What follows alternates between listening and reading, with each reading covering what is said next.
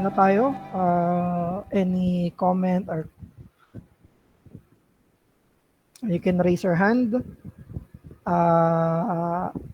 or chat dito sa message box natin.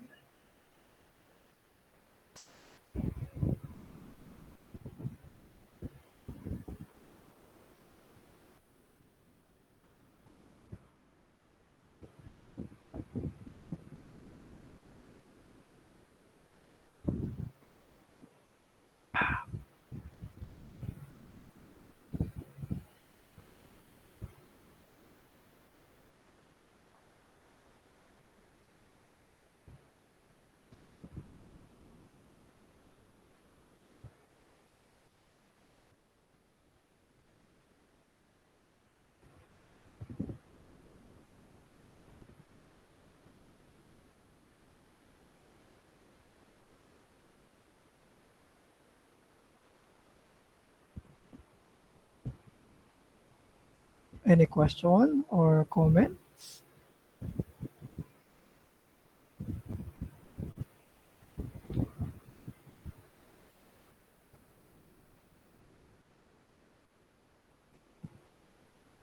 Ayan, si Joel. Magtatay pa lang. Sige, bro.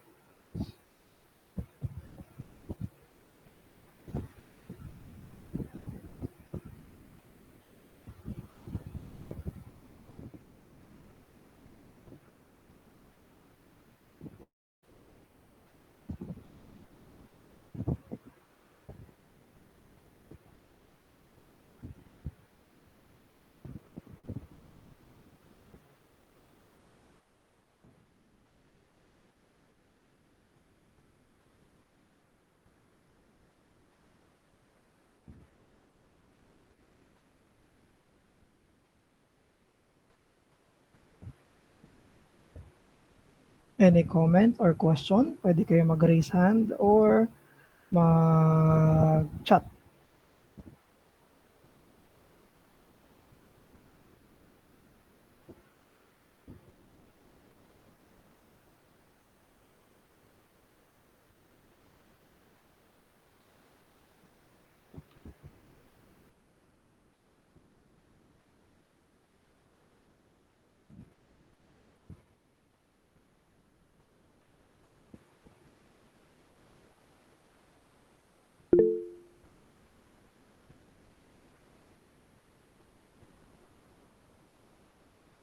Si Deacon Marlon. And go Dick. Nabas mo na ako. Yung question ko pas is personal observation ko lang naman to pas. Yung may mga part ng liturgy natin halos kinapi natin sa or ano ba yung right term? Inadapt natin mula sa Roman Catholicism. How do we, ano po yun? Yung question ko po din is,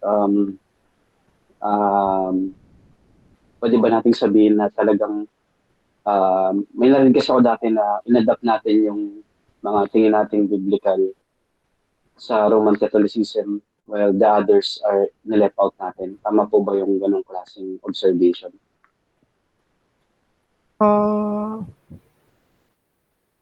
Tayo, medyo mas recent na tayo. Pero yung mga nasa panahon ng mga earlier Reformation, ang ginawa talaga nila ay tinry nilang ibalik yung original na consistent sa scripture na uri ng worship. Now, dahil yung Roman Catholic Church ay claiming Christian pa rin, ang gustong gawin ng mga reformers ay i-reform yung church. So, hindi ang gusto ng mga reformers ay dahil ginagawa to ng Roman Catholic Church, therefore hindi namin to gagawin. So, hindi ganun yung principle nila. Hindi nila principle na dahil merong mali dito, lahat ng ginagawa nila ay mali na. So, hindi siya wholesale condemnation ng buong Roman Catholic Church. Marami silang kinokondem, katulad ng gospel, ng ibang mga practices. pero hindi nila kino-condemn kung ano yung hindi dapat i-condemn. Therefore, fast forward, sa panahon natin ngayon, medyo familiar tayo sa ganon dahil Roman Catholic country tayo. So, sa Roman Church, makikita natin yung solemnity, makikita rin natin yung creeds, ay ang mga yan, in which alam natin yung mga modern Protestants, medyo doon sila nag-off. Doon sila hindi nila inadapt yung ganon. So, kaya medyo familiar tayo doon sa nangyari mismo sa Reformation period. At ang ginawa mismo ng mga reformers, hindi wholesale tinapon. Hindi na sinabi na lahat ng ginawa nyo yung mali, therefore, wag natin gawin yan. Kung hindi, ang gusto natin gawin ay i-maintain kung ano yung tama at i-reform kung ano yung mali. So, kaya sa worship natin, parang ang isang nakikita kong iniisip na similarity ay yung Apostles' Creed. Kasi nagbabasa tayo ng creeds, nagbabasa tayo ng confessions. Sa mga modern church, wala yun. Hindi nila ginagawa yun. Doxological hymn, wala. Wala noon. So, kumbaga yung mali ay nare-reform at yung alam naman natin na in line with scripture ay mine-maintain natin. So, siguro ang tingin lang doon ay yung tunog dahil sa kinalakhan sa Roman Catholic Church. So, I think yun lang yung dahilan kung bakit nagkakaroon ng ganong observation. So, follow up, Deacon Marlon. Actually, tama yung nabanggit niya na sobrang familiar tayo dun sa worship ng Catholic Church, ng Roman Catholic na parang somehow may na-equivocate tayo, may na-equivocate tayo. It's like, may doxology rin sila, may benediction, yung mga hymns, pinaawit ng congregation. Maganda yung nabanggit ni Pas na erroneous yung maraming errors talaga yung Roman Catholic at some point heretic, pero may mga practices sila na biblical talaga na hindi naman dapat natin. Kasi may notion kasi talaga yung mga tayo mga na-convert from Catholicism pupunta sa Protestantism na wala, ako na natin lahat, kalimutan natin. Reset. Pero maganda yung nabanggit ni Pas na from yung scratch. Mga reformers tapos yun din yung accusation sa mga reformers na nagtatayo ng bagong religion. Yeah. Pero maging honest yung mga historians o yung mga nag-aaral talaga ng history, hindi naman talaga nagtayo tinry i-reform. At kumbaga, dapat ganun din tayo na tinatry natin i-reform, hindi yung isipin natin na matalino tayo, mag-isip tayo ng bagong paraan lahat. Sa sarili natin yung mga means. Providentially, pinadaanan Diyos yung mga ganun para sa history, para matutunan, ma-apply din natin at makita natin yung benefit din sa kasaysayan ng church history. Yun lang, Pas. Salamat, Pas. And thank you, Deacon Marlos. Naalala ko kanina dun sa mga order of worship nila Calvin, may Lord's Prayer pa nga eh. Meron pa Lord's Prayer eh. Yung Our Father who art in heaven, nire-recite nila. So isipin natin, pag ginawa natin yon, ang unang tingin agad ng tao, hindi biblical ba yon? Tama ba yon? Word of God ba yon? Ang isipin agad natin, sa context natin, ay Roman Catholic. Pero hindi naman siya exclusive sa Roman Catholic pag binasa mo yung Lord's Prayer. Pag binasa natin yung Our Father who art in heaven, hallowed be your name, your kingdom come, your will be done. Ang unang dating, Catholic. Pero Catholic ba yon? Hindi. Scripture yon. Turo ni Christ yon. Meron lang tayong siguro Filipino context. Kaya natatag natin as Roman Catholic. Ayun, tama yung sinabi mo, Dico, na Hindi porket ganun ay mali ka agad. Hindi porket ganun ay mali ka agad. Sa mga Reformed churches, nire-recite pa nga yung Ten Commandments. Nire-recite pa yung law para i-refresh sa atin yung Exodus chapter 20. So, ayun, thank you doon, Deacon, sa context ng Pinoy, pag solemn, worship, matic, RCC agad. Ganun ganun agad yung dating. Sige. Thank you. Si ano,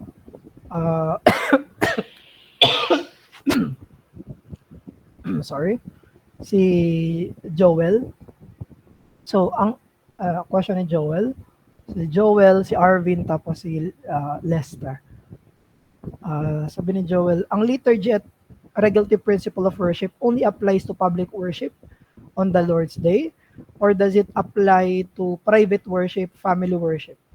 What about marriage ceremonies and funeral services? So, thank you don, Joel. Formally, ang regulative principle of worship ay apply lang talaga sa public worship ng Lord's Day. Meron tayong sense of freedom sa private worship at maging sa family worship. Hindi sinasabi na kung gaano ka-formal ang public worship, ganun dapat ka-formal ang private worship at family worship. Hindi siya required. Kunyari, sa family worship, ang sabi lang ng scripture sa Ephesians 6:4, fathers, train your children in the discipline and admonition of the Lord. Yun mismo ang sinabi doon. Hindi sinabi doon na hindi sinabi, fathers, umupo kayo dapat sa table ng alas 3 o ng alas 7, tapos kailangan nyo ng lahat ng elements na to. No. Though, again, yung structure, may variety, yung structure ay may differences, maganda ang structure for the sake ng familiarity, pero hindi siya necessary. Pwede mag-family worship yung isang pamilya habang kumakain lang. Habang kumakain sila, pinag-uusapan nila yung preaching. Habang kumakain nila, naalala nila, may dapat pala sila ipag-pray, tapos pinag-pray nila. Tapos may napapanood sila sa TV, nanonood silang TV. Tapos sasabihin ng tatay, anak, kita mo yan hindi yan biblical. Ganito ang itsura niyan. Nanonood sila ng Netflix, biglang sasabihin ni tatay sa anak niya, bakit nila ginawa yun? Tingin mo ba nakakalugod sa Diyos yun? Bakit dito sa pinanood natin, para silang against sa church o kaya naman against sa Christian faith? Very yung private worship, family worship ay hindi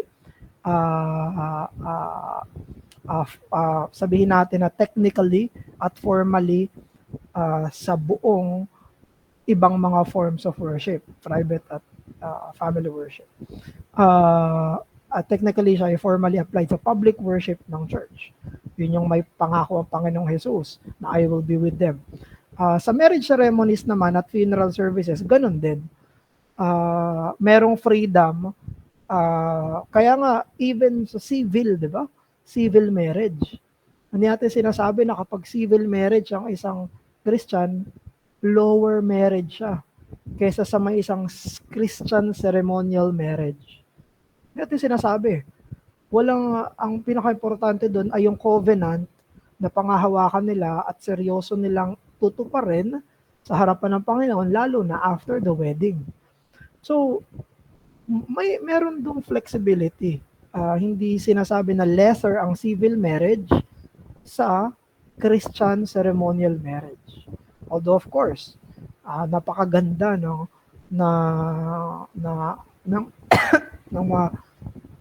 may Christian ceremony. Sa funeral services din, ganun din, depende sa family. Maggagawa sila ng mga ng mga funeral services. Meron dong masasabi natin na hindi kasing strict kaysa doon sa public worship, sa liturgy ng church. So, baka may follow-up ko muna doon, Bro Joel, bago sa pangalawa mo.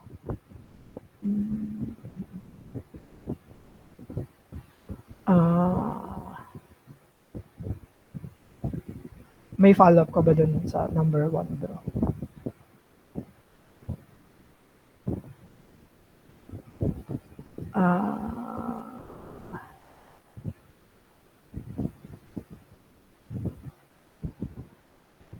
Sorry, public worship before sa funeral? Na ang funeral ay public worship? Ganon yung narinig mo?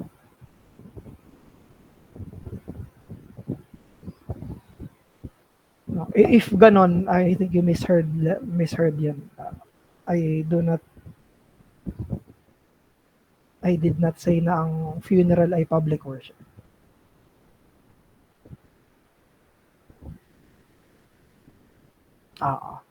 Ayan. Number 2, is Jesus Christ present in preaching the same way He is present as the host and Lord in the table? How? Is it because God the Holy Spirit? Or is it because of the Christ union with His people or both? Same. Kasi yung magkasama dapat palagi yung preaching of the word saka yung table. Hindi magkakaroon ng meaning yung Lord's table nang walang preaching at hindi magiging visible yung preaching nang walang Lord's table. So yung preaching at Lord's table ay palaging magkasama na ginagawa dapat sa worship. Kaya yung sa early church, sabi ni Justin Martyr, di ba? Ang division nila ng worship ay service of the word, the service of the Lord's Supper. So, yung presence ni Christ ay nandoon pareho. Pero, magkaibang sense ng presence. Kasi yung presence ni Christ sa preaching ay isang commanding preaching presence. Yung presence ni Christ sa table ay isang welcoming, communing presence. So, totoong nandun si Christ in both the word and sacrament, pero yung presence niya, anong ginagawa niya? Sa preaching, nagsasalita siya, makinig kayo. Yun yung presence niya. It's a speaking presence. Yung sa Lord's table ay isang communing presence. Na halik kayo, kumain tayo. Halik kayo, makisalo kayo sa biyaya na hinanda ko sa inyo. So, pareho siya na nandun si Christ, kaya hint, weekly Lord's table, magkasama sila dapat palagi, kada mag-worship. Nandun si Christ covenantally at spiritually. Katulad nung sabi niya sa Matthew 28 na, I will be with you always. I will be with you always. Sa 1 Corinthians chapter 10 naman, sinabi niya, kapag nagpa-partake tayo ng Lord's table, we have fellowship with Him habang nagpa-partake tayo ng Lord's table.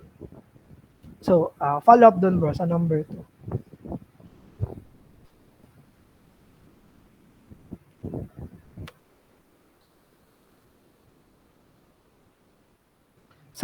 Thank you, bro. Sa number 3, yung benediction ay applies to family and churches. Can it also be applied by leaders of the state to the state? I think pwede. Kaya lang, wala akong basis niyan sa scripture eh. Wala tayong makikita na nagbe-benediction ang state leader. Ang nakikita lang natin nagbe-benediction ay church. Ang nakikita natin nagbe-benediction ay fathers. So, I think there's nothing wrong kung gawin yon, pero ang example natin sa Bible ay ang leader ng family at leader ng church. Ayun, bro. Tuloy ko na yung kay Joel para tuloy-tuloy. Number 4. In line with Doc's call to solemnity and repentance, ano pong masasabi nyo sa celebratory disposition of observing, celebrating the Lord's Day? kung solemn ang celebration ng Lord's Day, dapat ba solemn dapat siya, may repentance dapat siya, tapos on the other hand, kailangan, anong masasabi natin rather, sa celebratory nature niya or celebration. Dito natin kailangang makita na kaya sobrang rich ng response sa Lord's Day worship, na hindi ito isang response lang. Na totoo lahat to. Na kailangan may solemnity, kailangan may penitence, pero kailangan may celebratory sense din. Ganun yung scripture eh. Sinasabi ng scripture, for example, sa James chapter 4, those who laugh, weep. Dahil sa mga kasalanan nila. Tapos sa Nehemiah naman, sabi, narinig nila yung law of God. Sabi naman nila, Nehemiah, huwag kayong umiyak. Magdiwang kayo, mag-celebrate kayo. So, makikita natin yung mga ganong sense. However, ang isang helpful sa akin ay etong Psalm 2 verse 11. Psalm 2 verse 11. Sabi ng Psalm 2 verse 11, serve the Lord with fear and rejoice with trembling. Pinagsama. Na kapag humarap daw sa Panginoon, pinaglingkuran yung Panginoon, dapat may takot. Pero kailangan magdiriwang ka rin. Pero yung pagdiriwang mo, may trembling. So, hindi siya exclusive na kapag nasa Lord's Day tayo, malungkot dapat tayo. Okay, nasa Lord's Day tayo, nakangiti dapat tayo. Hindi, may variety of rich responses sa reality ng truth na nangyayari. Na totoo, malungkot ako sa kasalanan ko, malungkot ako nagko-confess ako ng sin, pero masaya din ako kasi merong forgiveness in Christ. Masaya din ako kasi merong beauty ng holiness. Natatakot ako sa kaluwalhatian ng Panginoon, pero at the same time naliligayahan din ako sa kaluwalhatian ng Panginoon. So, magkakasama siya sa worship. Meron nga, di ba, mga naiiyak sa saya. Dito naman, matuwa ng may panginginig, nanginginig sa tuwa. Yung sound. Ayan, sabi nga ni Pastor Ken, even solemn disposition in the Lord's Day worship must be celebratory. Yung solemn nung pagdiriwang ay may diwa ng kagalakan. Ayan, so kasi siguro wag nating isipin na baka isip natin na celebratory, party. Party. Hindi ganun ang lahat ng celebratory. Merong mga solemn na sobrang saya. Solemn na sobrang saya. Sige, si Arvin. Hello. Clear ba, Pas? Yes. Ayun, Pas. Bago ko basahin yung reflection tsaka question ko, yung comment lang regarding siguro dun sa disposition during the Lord's Day. Isa sa nakikita ko, Pas, kaya may aspect ng celebratory, yung celebratory na pinapertain dito, yung victory in battle. Yung titingnan kasi natin dito yung sa resurrection ni Christ, Hello, bro. yung pagkapanalo niya sa death niya. Parang ganun yung fineframe na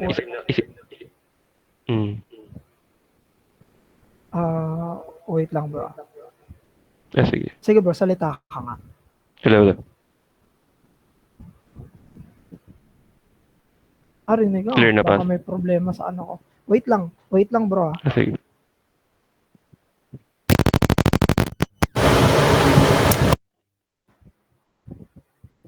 Salita ka, bro. Sound. Ayan, thank you. Mukhang headphone. Ayun, Pas. Yung pinopoint out ata na celebratory disposition, yung victory in battle, yung kay Christ, yun yung nakikita kong parang way na fineframe natin yung emotions, fineframe yung disposition. Then yung takot na nire-refer dito, yung takot na magkasala laban sa Diyos. At yun, nababalance out yun through the help of the Holy Spirit. So yun siguro yung follow-up na comment ko dun. Mm. So yeah, for the reflection, let me read. Number 1. God provides us with a proper and complete way to worship Him as He asks. Ito yung mapagbiyayang realization din pas na hindi naman tayo pinabayaan ng Diyos na i-figure out lang natin kung paano siya i-worship sa pamamaraan na kailangan at gusto niya. Kundi pinagkalooban niya tayo ng kasulatan para magsilbing guide. Gayon din, yung mga examples ng mga naunang iglesia, ng mga unang, kahit nga ng mga Old Testament saints at New Testament saints, eh, lahat sila naging halimbawa sa atin para magabayan at matulungan tayo kung paano sambahin yung Diyos. And ang mapagbiyaya din dito, pas halos parang hindi nagkakaiba yung ginagawa natin noon sa ginagawa natin ngayon. Kasi iisang Diyos, iisang pananampalataya, at lumalabas pa rin na isang tamang pamamaraan na pagsamba sa Kanya. Nag-iiba-iba lang yung mga tao, nag-iiba-iba lang yung lugar, nag-iiba-iba lang yung time frame o yung mga time span, yung mga ages, pero iisa pa rin na pagsamba. So yun nakakabis siya in a way na isipin na kaisa natin yung mga naon na panoon na hanggang ngayon ginagawa natin. So yun lang naman. Thank you, bro. So let me read the question na rin, Pas. So, pwede naman ma-reframe yung question kung may may something. So Clarification. number 1, more of to conceptual question sa akin, Pas. Kung usapin ba ng development or discovery, siguro ito yung context nun, kaya natanong ko siya, is innovation important in developing liturgy? Nagde-develop ba tayo ng liturgy or dinidiscover ba natin? So yun yung sa question 1. Kasi sa number 2, how do we best determine the length of time needed to do liturgy? So yun lang naman. Thank you, bro. Both. Dinidiscover ba natin o dinedevelop ang liturgy? Both siya. Dahil, for example, yung sa early church na nabanggit ni Justin Martyr na mayroong sa umaga, mayroong service of the word, tapos mayroong service of the Lord's Supper. Hindi naman explicit yon.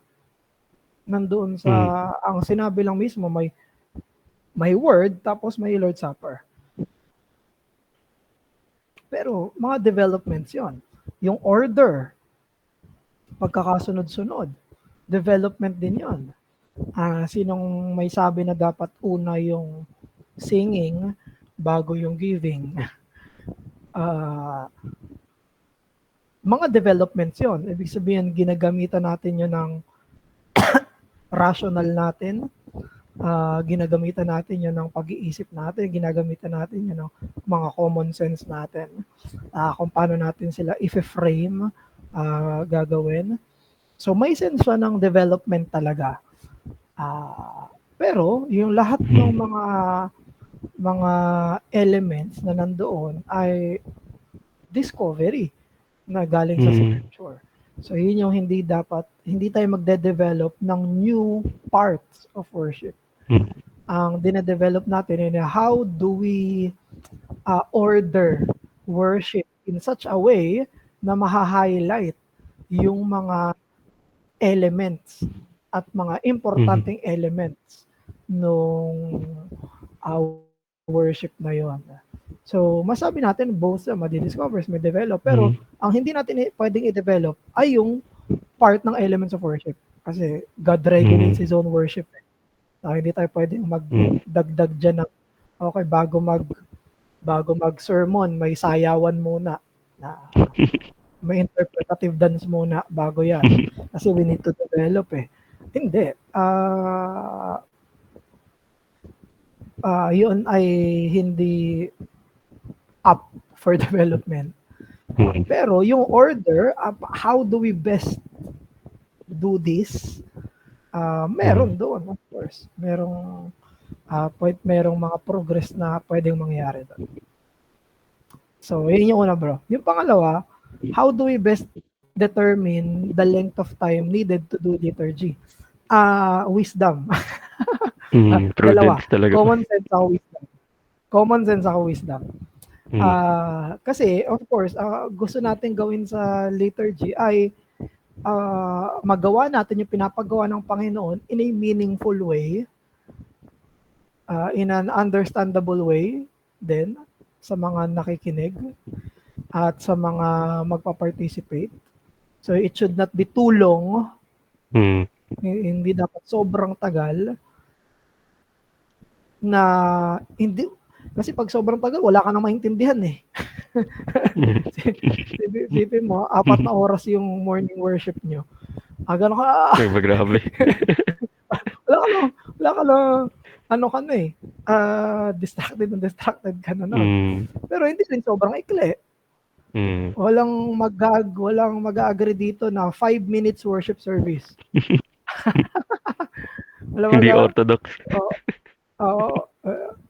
Sabi ni Joel, baka makatulog malaglag. Si Eutychus yan.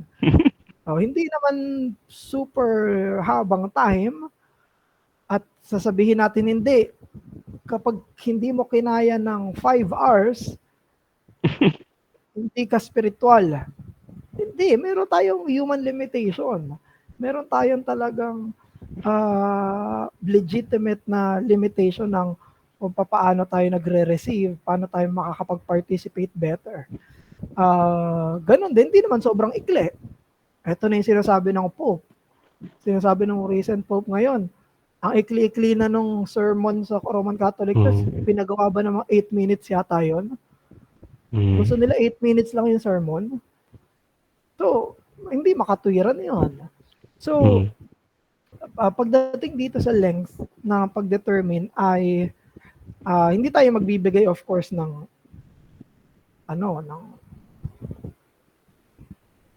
dapat ganitong oras kayo, May yan, may difference sa bawat congregation.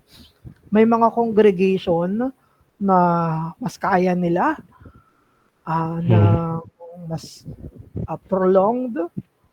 So yan, magva-vary yan. Diyan papasok yung common sense sa wisdom.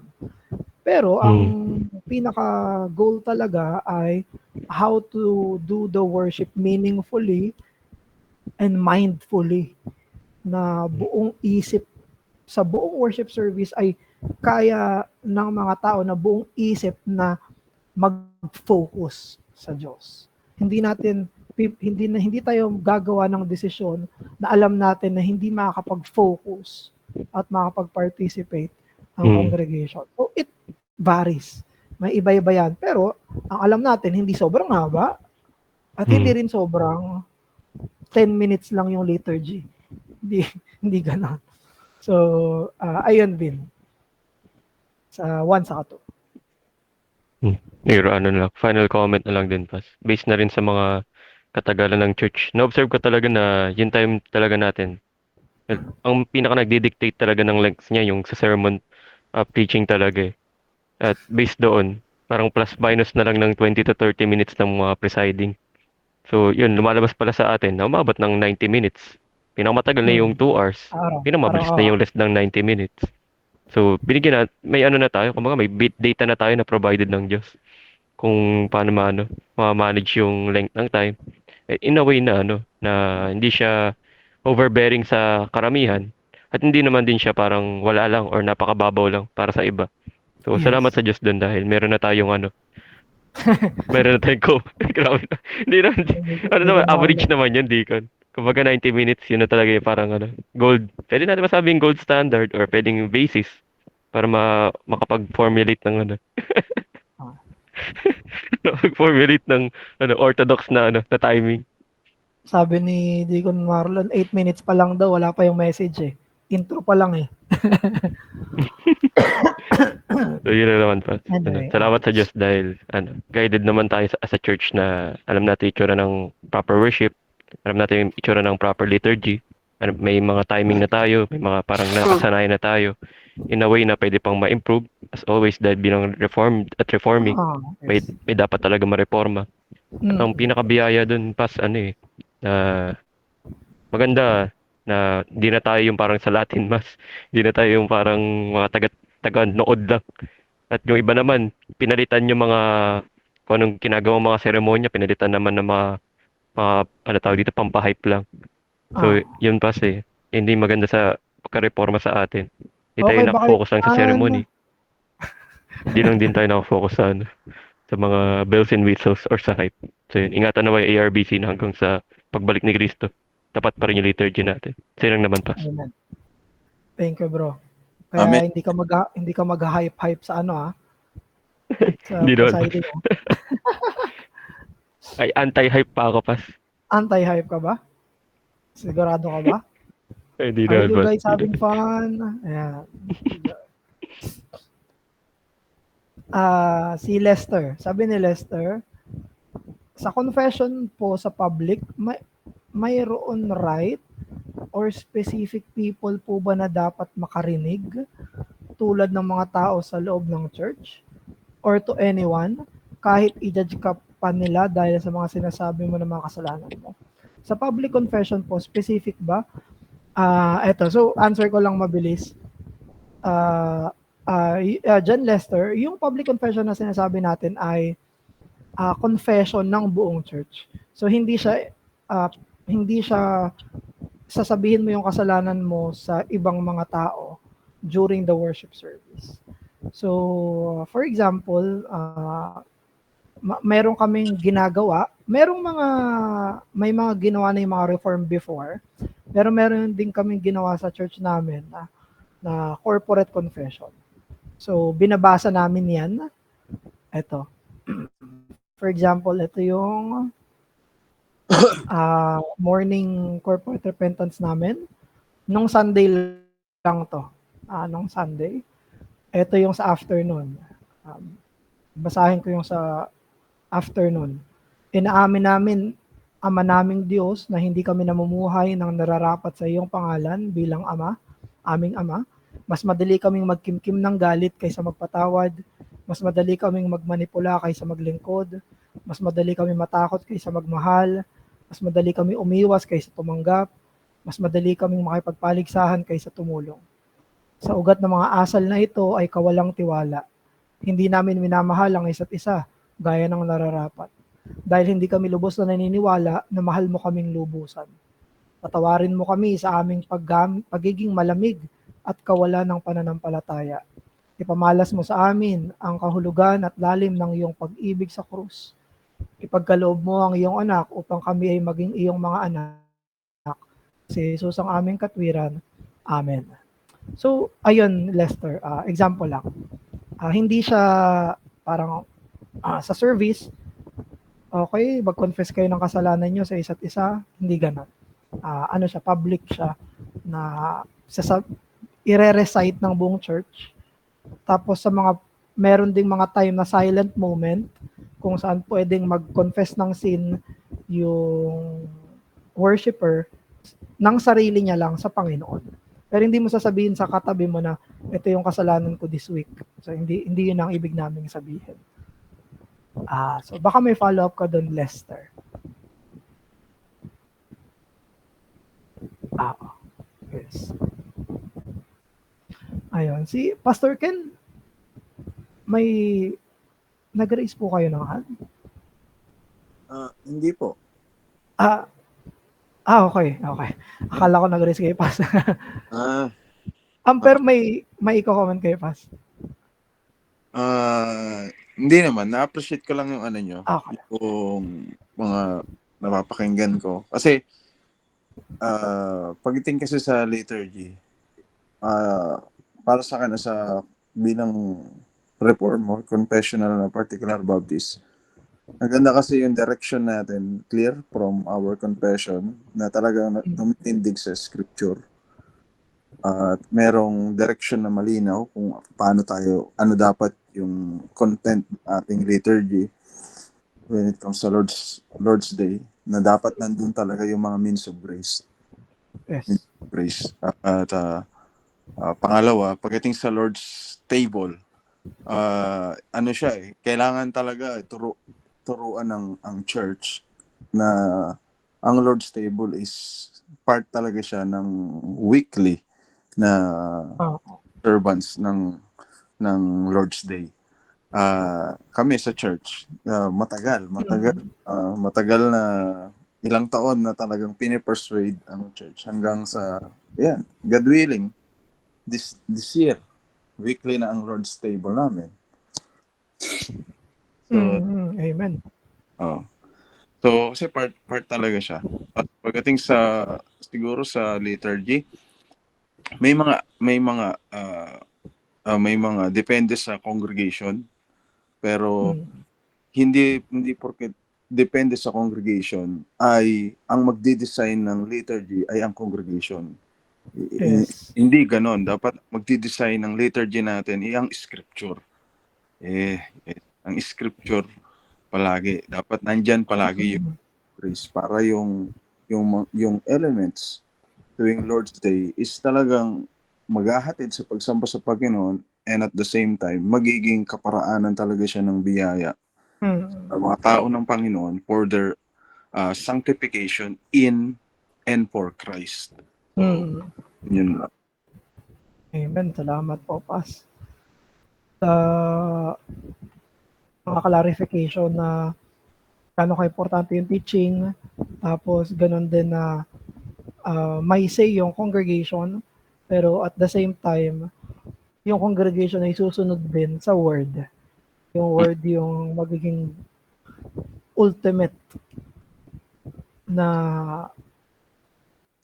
ah, magde-decide. Mm. Oo. Kasi yung mga factor, minsan, for example, yung paggamit ng terminology na we are congregational, ay mag-iingat tayo. Yes. Yes, mag-iingat tayo sa terminology na yon.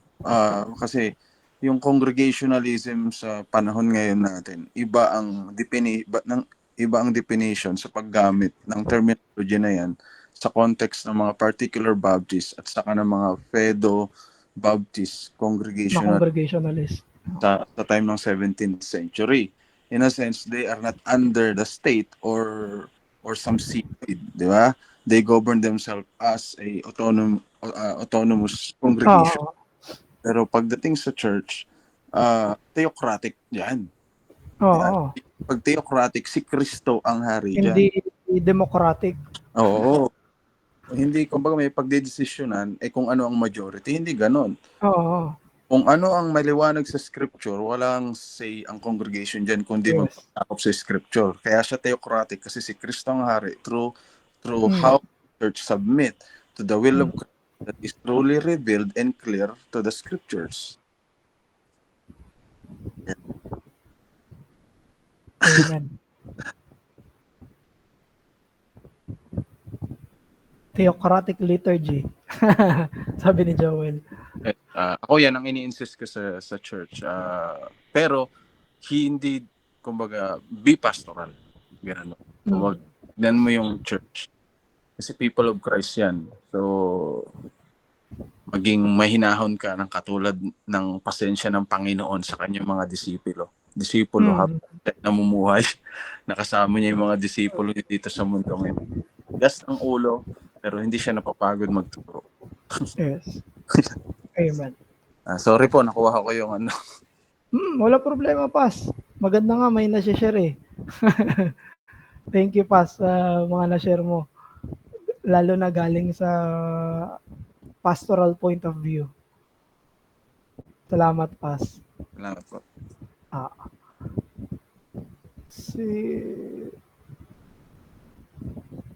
Si Christian Ortizano, and siya ay saved by grace Rebap Amon Talban. Kala Pastor Ayerson yata. Ayan. Thank you for the lecture. Dito yan. Sabi ni Christian, regarding sa possible changes sa current liturgy na meron sa church, is it something na need pa pagbotohan ng members or i-persuade na lang ng elders? So, ayun, may kinalaman din yun sa sinabi ni Pastor Ken kanina na ang maganda dun ay a persuasion. May different relationships kasi na ongoing sa mga members, sa pastors. Kung mas mataas talaga yung deference ng mga members sa kanyang pastors, mas madali yun. Pero kung mayroong conflict, mas mahirap yun. Pero ang normal na ginagawa ay persuasion. So, magbibigay yung pastors na kagustuhan niya na magkaroon ng changes depende sa Word of God, galing sa Word of God, and then ipe-persuade niya na ito na yung gagawin natin ngayon. And normally naman, in good circumstances, hindi naman siya nagiging malaking kaso. So, ang mga pinagbobotohan, bro Christian, normally ay yung mga mabibigat na decisions, lalo na yung practicing ng keys ng kingdom.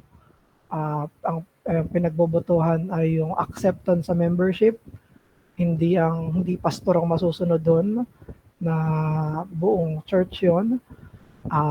Kung sino yung magiging member, mag-entrance, ganun din yung exit.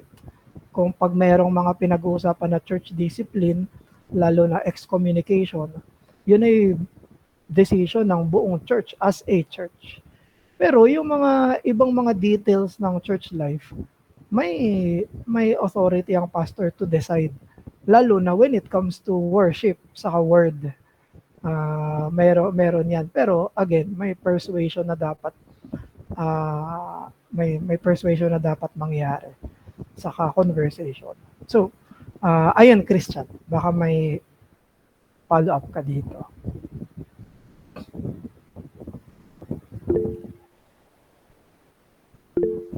Pastor Ken, go Pastor.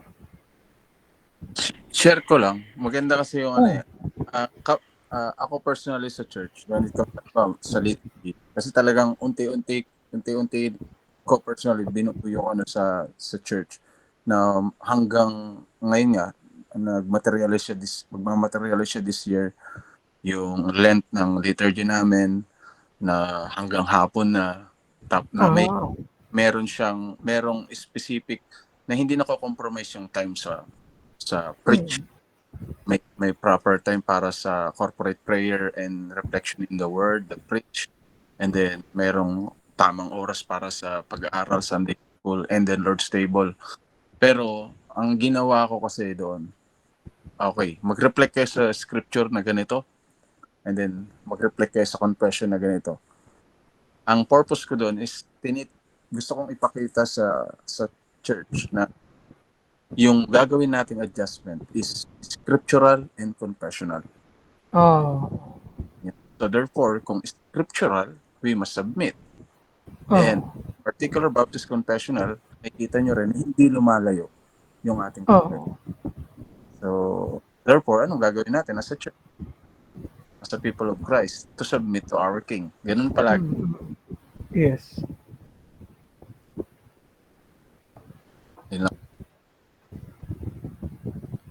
Yung persuasion ay based sa word mismo. And thank you po, Pastor Ken. Any additional? Si Deacon Marlon. Ay, ako pa sa other topic. Question lang po. Other topic. Okay lang po. What if sa ibang churches po, for example, enough reason ba para valid reason po ba na magpa-transfer ng church or sa ibang church kung in your conscience yung liturgy ng church ay does not follow the scripture? Parang ano siya, sufficient reason siya para lumipat ng church? Ganon din ka? Parang ganun po ba? Actually, yung paglipat kasi ng church, maraming mga factors. Ang pinakauna dyan ay kung major ba na mga doctrines tulad ng gospel, tulad ng worship, in error. Yan, lipat talaga yun. Ang pangalawang reason ng paglipat ng church, ito yung mga legitimate na mabubuting dahilan, ay based sa conscience. So, I think pasok yan doon sa usapin ng liturgy. Actually, yan yung dahilan ko ba't ako umalis ng church previously dahil sa liturgy. Dahil sa RPW. Yung ibang mga doctrines, I can bear with it sa conscience ko eh. Kunyari, hindi Calvinist yung dati kong church, yung sa Angono. Hindi Calvinist, okay lang yun. May mga extra, ang dami extra ginagawa, okay lang yun. May flavor pa pero hindi fully ng prosgos. My conscience can bear it. Pero, yung worship na hindi RPW, yung worship na ang daming nilalagay sa worship service na hindi makapag-focus sa word, ang daming mga presentation nangyayari, ang daming mga hindi spiritual na nilalagay sa loob, may mga NGO nalalagay sa loob ng worship service. Doon na, hindi kaya ng conscience ko. So, I think, I made that decision para umalis. And then, napunta na ako sa TNC after that. Major yon. Ang worship ay isang major part ng Christian life. Ang gospel ay major part ng Christian life. Kung hindi man major, depende yun sa conscience ng isang believer na tingin niya, he cannot in good conscience continue if doon sa church na yon dahil sa kanyang convictions. It's not safe to go against our conscience. Kung yung conscience natin ay nakabear sa scripture, sa conviction natin sa word, masama na palaging na-damage yung conscience. Hindi nakakabuti sa kaluluwa. Yes, pwede. Pero depende yun sa degree. Depende yan sa degree. Kung ano yung reason sa usapin ng liturgy. Pero RPW, it can be. Ayun, Deacon. Thank you, Pastor. Thank you. Yan lang, Pastor. Yan lang. Thank you, Deacon. Sige, manalangin po tayo. Time check 11:10. So next Monday, magko-continue tayo ng study natin. Manalangin po tayo. Diyos namin, maraming salamat ngayong gabi sa pag-aaral namin na pag pinag-usapan namin ng liturgy. Nihiling po namin na maging pakinabang ito at magkaroon kami ng mindfulness, magkaroon kami ng meaningfulness sa pagtingin namin sa bawat elements ng worship at order ng worship. At hindi namin ito makita bilang mga parteng dapat sundan lang, kung hindi mga paraan kung paano ka sasambahin base sa iyong banal na salita. Tulungan niyo kami, O Diyos, na Sunday after Sunday ay mas maging rich yung aming worship sa iyo at mas maging mindful yung aming worship sa iyo. Pinupuri ka po namin at ingatan niyo kami sa pagiging routinary, lalo sa aming worship. You are the God who need to be worshipped afresh again and again. We praise you, our Father, in the name of your beautiful Son, Jesus. Amen.